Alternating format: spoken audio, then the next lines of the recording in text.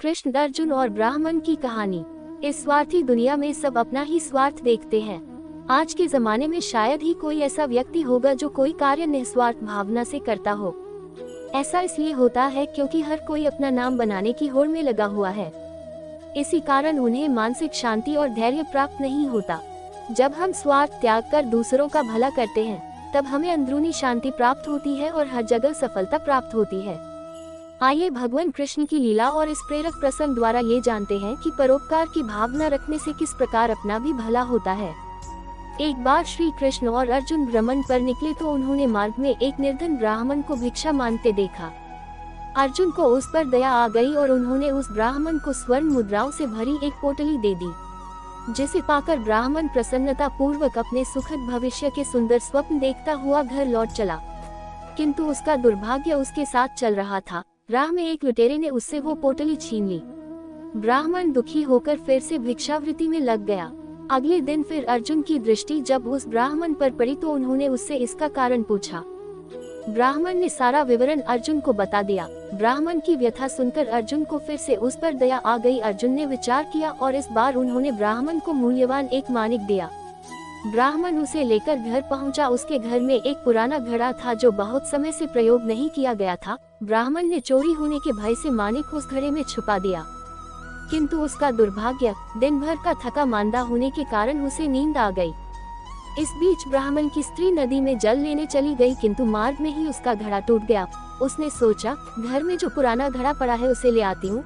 ऐसा विचार कर वह घर लौटी और उस पुराने घड़े को लेकर चली गई और जैसे ही उसने घड़े को नदी में डुबोया वह माणिक भी जल की धारा के साथ बह गया। ब्राह्मण को जब यह बात पता चली तो अपने भाग्य को कोसता हुआ वह फिर भिक्षावृत्ति में लग गया। अर्जुन और श्री कृष्ण ने जब फिर उसे इस दरिद्र अवस्था में देखा तो जाकर उसका कारण पूछा। सारा वृतांत सुनकर अर्जुन को बड़ी हताशा हुई और मन ही मन सोचने लगे, इस अभागे ब्राह्मण के जीवन में कभी सुख नहीं आ सकता। अब यहाँ से प्रभु की लीला प्रारंभ हुई। उन्होंने उस ब्राह्मण को 2 पैसे दान में दिए।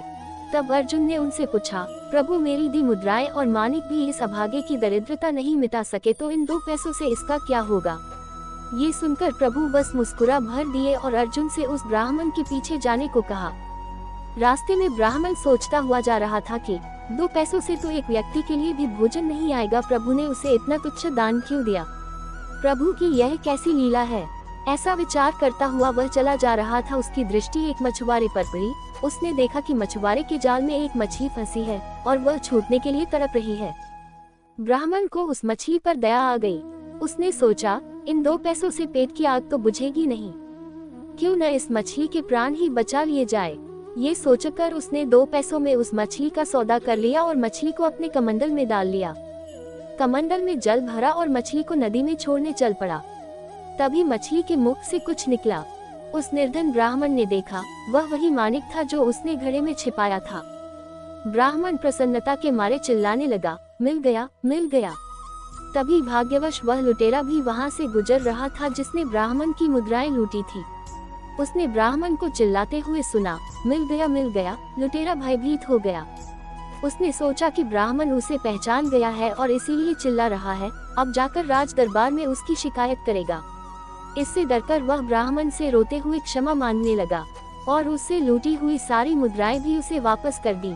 ये देख अर्जुन प्रभु के आगे नतमस्तक हुए बिना नहीं रह सके। अर्जुन बोले, प्रभु ये कैसी लीला है। जो कार्य थैली भर स्वर्ण मुद्राएं और मूल्यवान माणिक नहीं कर सका वह आपके 2 पैसों ने कर दिखाया। श्री कृष्णा ने कहा, अर्जुन यह अपनी सोच का अंतर है। जब तुमने उस निर्धन को थैली भर स्वर्ण मुद्राएं और मूल्यवान माणिक दिया तब उसने मात्र अपने सुख के विषय में सोचा, किंतु जब मैंने उसको 2 पैसे दिए तब उसने दूसरे के दुख के विषय में सोचा। इसलिए हे अर्जुन, सत्य तो यह है कि जब आप दूसरों के दुख के विषय में सोचते हैं, जब आपके मन में परोपकार की भावना होती है और आप दूसरे का भला कर रहे होते हैं, तब आप ईश्वर का कार्य कर रहे होते हैं और तब ईश्वर आपके साथ होते हैं। इसी तरह जिंदगी में भी जो इंसान दूसरों के बारे में अच्छा सोचता है उसके साथ हमेशा ही अच्छा होता है। ऐसा करने से दूसरों को तो खुशी मिलती है, साथ ही खुद को भी जिंदगी जीने की प्रेरणा मिलती है और मानसिक आनंद की प्राप्ति होती है। आशा करते हैं कृष्णा जी का ये उपदेश जिंदगी में आपको आगे बढ़ने में एक महत्वपूर्ण भूमिका निभाएगा। अगर आपको मेरी यह कहानी अच्छी लगी हो तो प्लीज मेरे चैनल को सब्सक्राइब, लाइक और शेयर कर देना और बेल आइकन को प्रेस कर देना। धन्यवाद।